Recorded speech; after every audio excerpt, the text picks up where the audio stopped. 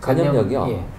있습니다. A형 간염 같은 경우에는 음식, 물을 통해서 전염할 수 있어요. 전염력이 꽤 강합니다. 현재 태어나는 애들은 거의 B형 간염 안 걸려요. 아 진짜요? 네. 근데 그 혜택을 못 받은 나이가 30, 40대 혹은 40, 50대 어른들입니다. Nope.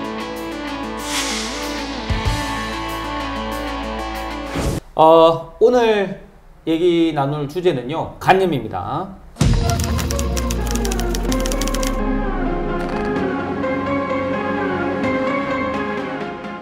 자, 우리나라 환자들 중에 간염 환자가 특히 많습니까? 네, 맞습니다. 왜 그렇죠? 이제 유럽이나 미국에 비해서 우리나라, 아시아 지역이 간 환자가 굉장히 많아요. 이유는 대표적으로 B형 간염 때문입니다. 한 20년, 30년 전만 하더라도 네. 전 국민의 B형 간염 환자가 한 6%, 많게는 8% 이렇게 얘기했었습니다. 그래요? 그러다 보니까 10명 있으면 그 중에 한 명은 B형 간염 환자였죠. 근데 이제 그걸 우리가 나라가 이제 경각심을 갖고 이걸 어떻게 줄여야 되겠다 해서 제일 중요한 게 엄마에서 애기한테 가는 B형 간염이 제일 위험하거든요. 그래서 그걸 막으려고 이렇게 노력을 했습니다. 현재 태어나는 애들은 거의 B형 간염 안 걸려요. 아 진짜요? 네. 성공적으로, 그러니까 WHO에서도 대한민국이 성공했다고 얘기할 정도입니다. 근데 그 혜택을 못 받은 나이가 30, 40대 혹은 40, 50대 어른들입니다. 제가 지금 38인데요. 그러세요? 저가 이제 거의 비슷한데요. 그래서 저희 때만 하더라도 B형 간염 백신을 못 맞고 태어난 분들이 꽤 많으세요. 그러다 보니까 40, 50대는 많죠. 게다가 그렇군요. 술도 꽤 드시잖아요. B형 간염 있는지 알고도 술 드시는 분이 꽤 많습니다. 그러다 보니 40, 50대, 특히 우리나라의 남성들 같은 경우에는 간 때문에 고생하는 분이 꽤 많으세요.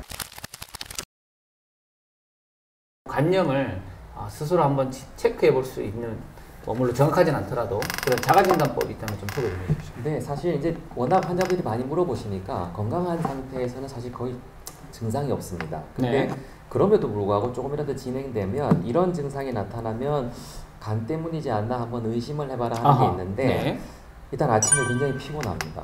피곤하다 하게 되면 혹시 간인가 하고 한번 확인해 볼 필요는 있습니다. 피로함. 네. 그리고 이제 원래 술을 즐겨 하셨던 분인데 최근 들어서 그 마셨던 술이 잘 안 깬단 말이죠. 그렇게 되면 혹시 간 기능이 좀 떨어졌나? 제가 좀 그런데. 한번 확인해 보셔야 돼요. 옛날에 술을 잘 먹었는데 요즘은 술 금방 취하고 잘 깨지는 않고. 나이 때문일 수도 있는데. 간 기능도 한번 보셔야 됩니다.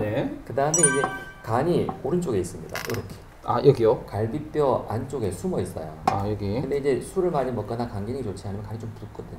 여기 오른쪽이요? 네. 그래서 여기가 좀 불편하다 하시게 되면 혹시 간? 한번 생각해 보실 수는 있겠습니다. 그리고 이제 여성이나 남성 같은 경우에는 간 기능이 떨어지게 되면 성 기능이 좀 떨어집니다. 그래서 생리볼순이 생긴다든지 남성 같은 경우에는 발기부전 이런 게 생길 수 있거든요. 그래서 그런 게 생기게 되면 한번 병원을 찾아볼 수 있고. 그렇군요. 조금 더 진행된 경우라고 하면 소변 색깔이 갑자기 콜라색으로 나온다. 너무 진하다. 한갈색. 네. 그리고 혹시나 대변을 봤더니 대변이 연하게 나온다. 좀 심할 때는 대변이 이렇게 회색으로 나온다는 분들이 있습니다. 이때는 빨리 병원 오셔야 됩니다. 잘 알겠습니다. 여기 좀 해당이 좀 많이 되시는 분들은 한번 가까운 병원에 가셔서 피 검사를 한번 해보시는 것도 도움이 되실 겁니다. 도움이 되실 것 같네요. 아니면 또 확실히 보려면 초음파 도움이 많이 됩니다. 그래서 이제 그게 유전이라고. 네, 마치 그렇게 얘기가 됐었어요. 근데 이제 원인을 알고 봤더니 태어날 때 엄마한테 받았는 게 대부분이었습니다. 엄마한테 뭘 어떻게 받죠? 태어날 때 엄마의 산도를 통과할 때 아기들이 엄마의 체액에 노출이 됩니다. 그때 노출이 되면 거의 90% 이상이 평생 가지고 사는 만성 B형 간염 환자가 돼요.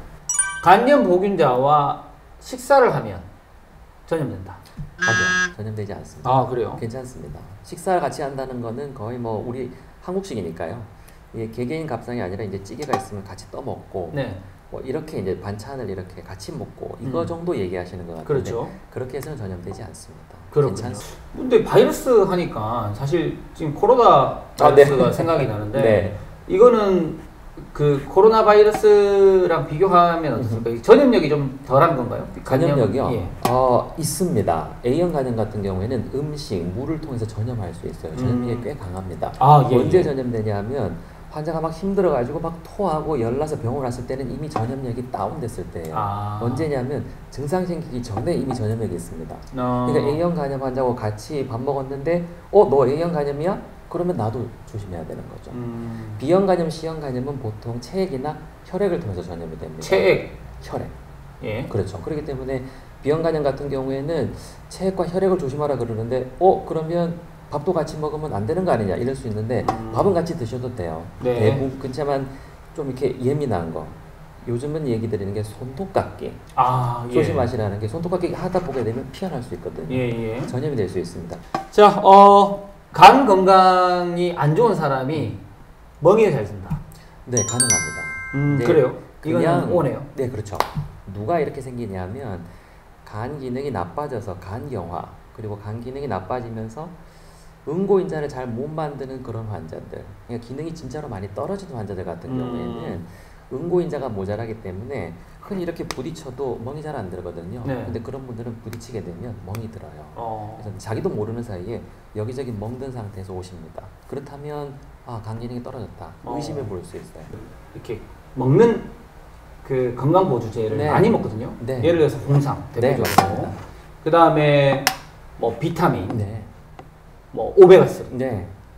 뭐 밀크시슬, 네. 뭐 먹기 편하지 않습니까? 네. 뭐 밀크시슬, 뭐 이런 것도 뭐 많이 먹는데 네. 이런 것들이 간에는 안 좋을 수 있죠.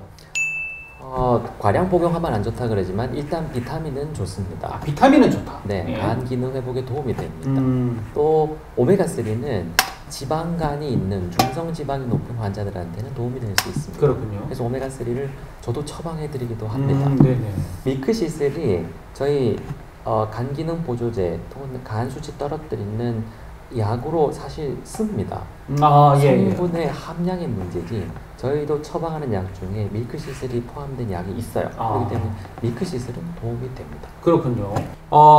간염에 감염되면 모유 수유를 하면 안 된다. 이런 얘기도 있는데요. 예전에 그런 얘기 많았습니다. 그래서 우리나라 B형 간염 엄마들이 아기를 보호하기 위해서 분유를 많이 먹였었어요. 네네. 근데 분유를 먹였던 엄마의 아기하고 그래도 모유 수유했던 엄마의 아기하고 B형 간염이 어떻게 됐나 봤더니 둘이 비슷했어요. 그러다 보니까 모유 수유를 통해서 아기한테 가는 게 아니라는 게 증명이 됐습니다. 그렇군요. 그래서 B형 간염 엄마들이라도 아기한테 모유 수유하면 됩니다. 음주를 하지 않아도 간 수치가 올라갈 수 있습니까? 네, 요즘 음주하지 않는데 간 수치 올랐다고 오시는 분들 제법 됩니다. 왜 그렇죠? 이제 음주 이외에 오시는 분들은 물론 B형 간염, C형 간염이 아닌 걸 확인해야 되지만 네네. 바이러스가 아니라고 하면 그 다음 요즘 흔한 게 지방간이에요. 네. 그 지방간이 있는 환자 중에 4분의 1가량, 한 25%는 간 수치가 올라 있습니다. 이걸 지방간에 의한 염증, 그래서 지방간염이라고 합니다. 그렇군요. 네, 이런 환자들이 꽤 많아요. 최근 조사에 의하면 전체 국민 중에 한 30~40%가 이미 지방간이 있는 걸로 추측이 됩니다. 진짜요? 네. 근데 술을 드시는 분들은 거의 90% 이상 지방간이 있다고 봐요.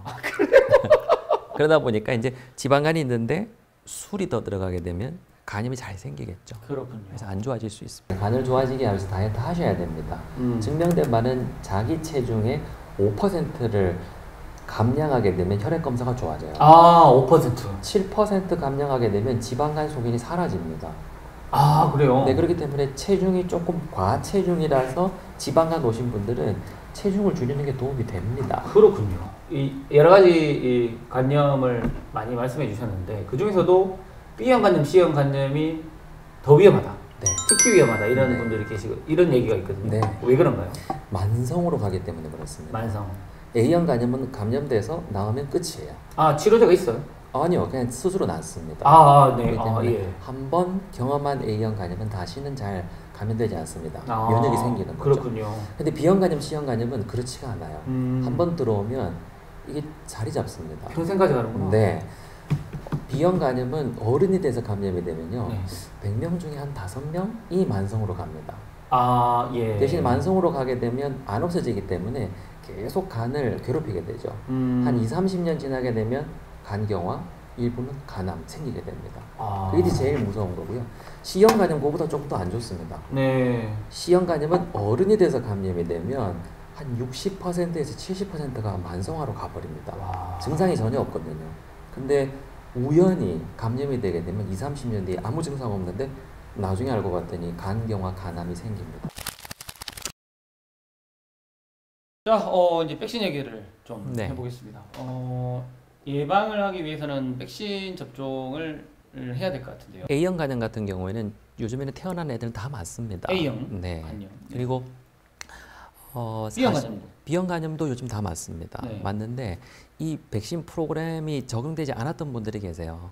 그게 보통 지금으로 보면 한 30대, 40대 이후 분들. 그런 그래요? 분들은 건강검진 하실 때 내가 이제 백신을 맞아야 되나요? 하고 선생님한테 한번 물어보셔야 됩니다. 그럼 선생님이 검사 항목에 넣어주세요. 넣어주게 되면 A형, B형 이걸 확인합니다. 네. 해서 항체가 없네요. 이렇게 되면 백신을 맞아야 되는 겁니다. 30대, 40대 여러분들 지금 뭐 가까운 병원에 내과 가셔가지고 항체 있는 것부터 일단 확인을 해보시고 네. 항체가 많이 없다면 예방 접종을 반드시 하시는 게 B형은 네. 해야 될 것 같네요. 왜냐하면 A형도요. 해결 방법이 없으니까 B형. 맞습니다. 네. 맞습니다. 참 걱정입니다. 근데 안타깝게도 C형 간염 바이러스는 백신이 개발되지 않았습니다. 현재 개발하려고 하는데 개발이 실패해요. 왜냐 그러면 바이러스 특성 때문에 그렇다고 합니다. 바이러스가 자꾸 변한대요. 그래서 유전자형도 굉장히 다양하고. 코로나 비슷합니다. 비슷하다고 볼 수 있습니다. 그래서 일단 C형 간염 바이러스는 일단 백신 개발은 안 돼 있고요. 예. 근데 다행히 B형 간염은 백신이 있고 C형 간염은 완치제가 있습니다.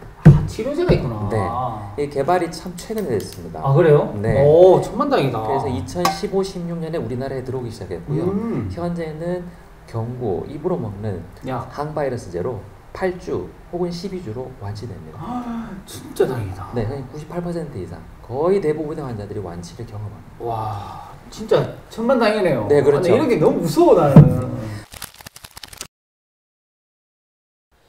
자, B형 간염이 만약 걸리게 됐을 때 네. 어떤 식으로 관리를 하게 됩니까? B형 간염에 걸리게 되면 일단 만성화로 진행된 환자들에게서는 이걸 우리 몸에서 완전히 없앨 수 있는 방법이 현재는 없습니다. 예. 안타깝게도.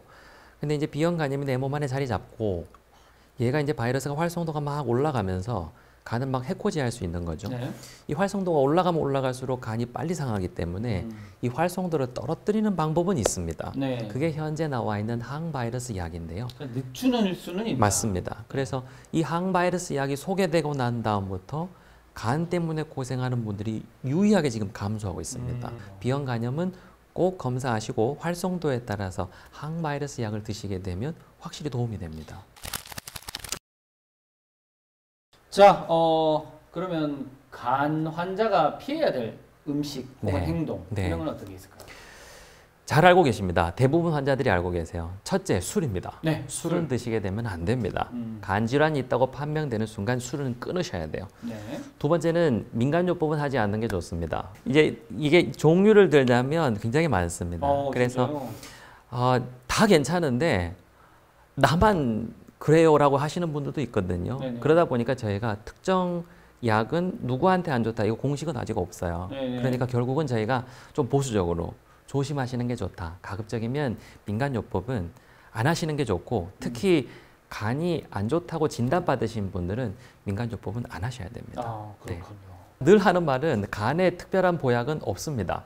간에 좋다는 건 사실 없어요. 네. 그러다 보니까 간에 좋은 건 현재 드시고 있는 밥 그리고 적당량의 반찬, 제철에 나오는 과일, 그리고 좋다면 건강한 고기, 단백질 이런 것들이 간에 제일 좋습니다. 특별한 걸 찾지 않으시는 게 간에 제일 좋습니다. 그 선생님이 생각하시는 그 적정한 주량, 네. 네, 어떨까요? 한국인에 있어서 적정한 주량은 이제 정확하게 알려지진 않았지만 네. 일단 학회에서 얘기하는 수량이 있습니다. 남성은 하루에 알코올 30g, 여성은 알코올 하루에 20g 이하로 드셔야 돼요. 남자는 반병, 여자는 3분의 1병까지가 맥시멈입니다. 맥시멈. 네. Nope.